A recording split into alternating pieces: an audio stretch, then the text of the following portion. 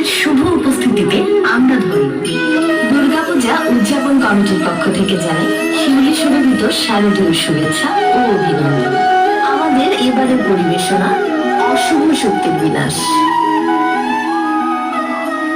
ঠাকুমা, গল্প বলো না। আজ আমরা গল্প শুনে তারপরেই ঘুমাবো। তাই তোমরা গল্প শুনে ঘুমাবে? হ্যাঁ, তুমি গল্প বলো। কিসের গল্প শুনবে তোমরা? তুমি যে গল্প শোনাবে আমরা সেই গল্পই শুনবো। আচ্ছা শোনো তাহলে। কাশ্যপ ঋষি ও দক্ষের মেয়ে দিতির দুই ছেলে ছিল। তারা হলো হিরণ্যাক্ষ ও হিরণ্যকাশ্যপ। এরা ছিল দানব বা অসুর। হিরণ্যাক্ষের ছোট ভাই হিরণ্যকাশ্যপ অসুরদের রাজা হলো।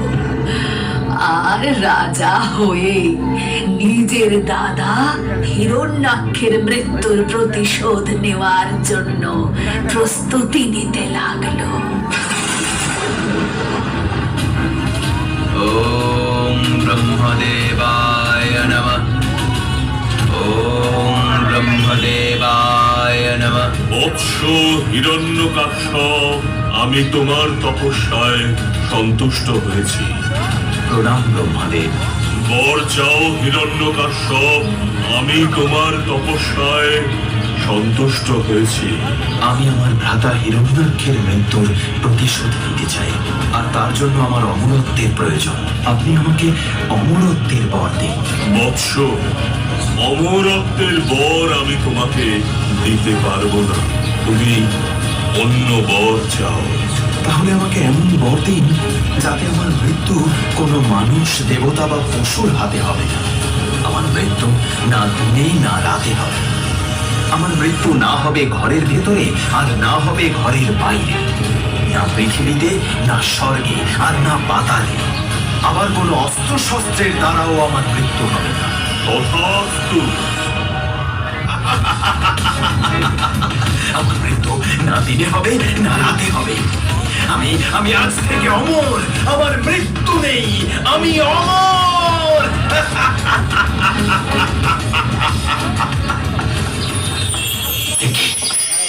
কি অবস্থা আমার মহলের? কি করে হলো এমন? কয়াধু, মহারানী কয়াধু। আগে রানী কয়াধু আর আমার সন্তান প্রহ্লাদকে ফিরিয়ে নিয়ে আসে।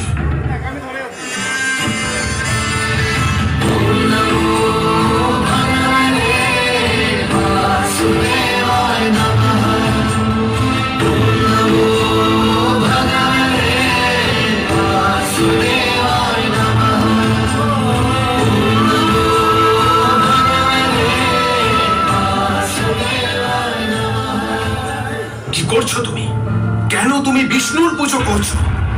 পুজো যদি করতেই হয় তাহলে আমার পুজো করবে, এই অসুররাজ হিরণ্যকাশ্যপের পুজো করবে। এই জগতে আমি অজয়, অমর।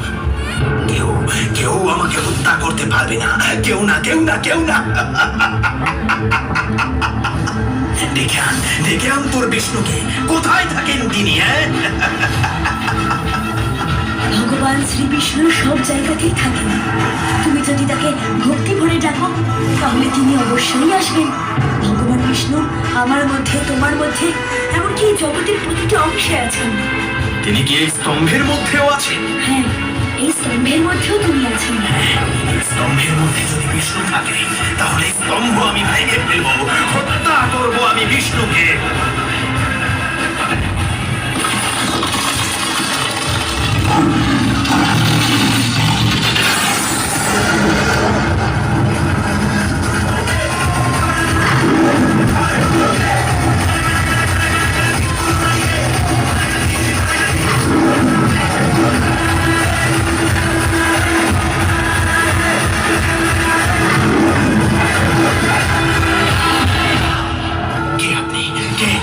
তোমার মৃত্যু আমি। আমাকে কেউ হত্যা করতে পারবে না। প্রজাপতি ব্রহ্মার আদেশে আমি অমর। প্রজাপতি ব্রহ্মার আশীর্বাদে কোনো মানুষ, পশু বা দেবতা তোমায় হত্যা করতে পারবে না। আমি না মানুষ, না দেবতা, না পশু, এখন না দিন না রাত। আমি তোমাকে কোনো অস্ত্র শস্ত্র দিয়ে হত্যা করব না। তোমাকে হত্যা করব আমার নখ দিয়ে।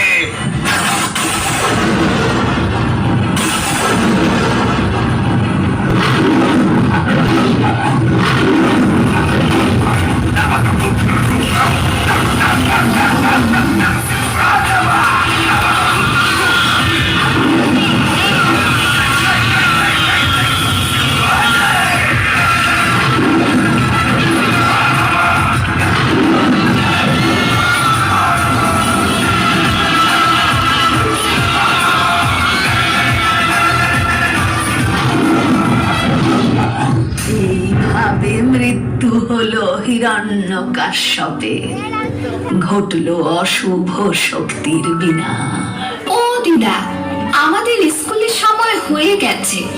মা যে মহিষাসুরকে বধ করেছিল সেই কাহিনীটা শোনাও না। মহিষাসুর ছিল অনেক অত্যাচারী অসুর। সে ব্রহ্মদেবের কাছে অমৃত লাভের আশায় ধ্যান শুরু করে।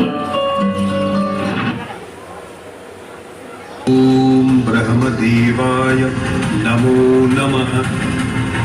ओम ब्रह्मदेवाय नमो नमः।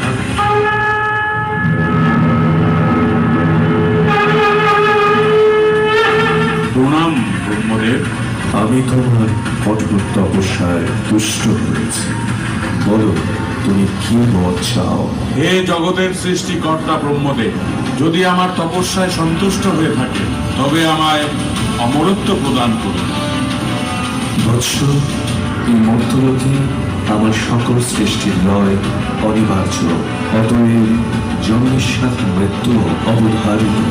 তাই তুমি তোমার অমরত্বের ইচ্ছা পরিহার করো।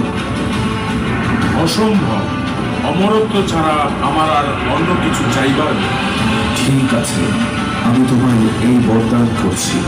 ইহ জগতের কোনো পুরুষোত্তমের সাধ্য থাকলে যে তোমার বধ করে। ঠিক আছে, তবে তাই হোক। প্রণাম প্রজাপতি কন্যা।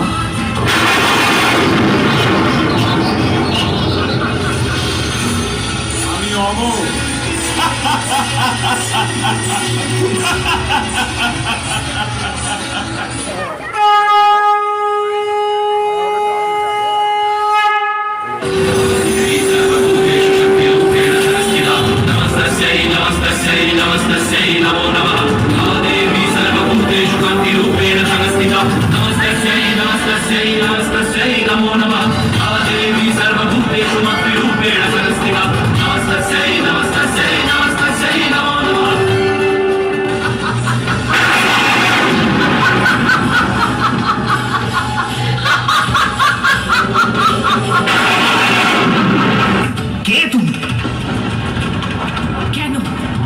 চিনতে পারছিস না আমাকে? দিবারাত্র তো আমারই নাম জপ করছিস। আমি শিব জায়া পার্বতীকে ঘরণী করতে চাই। তাকে দেখে মুগ্ধ হয়েছি আমি। এখানে শোরগোল করো না।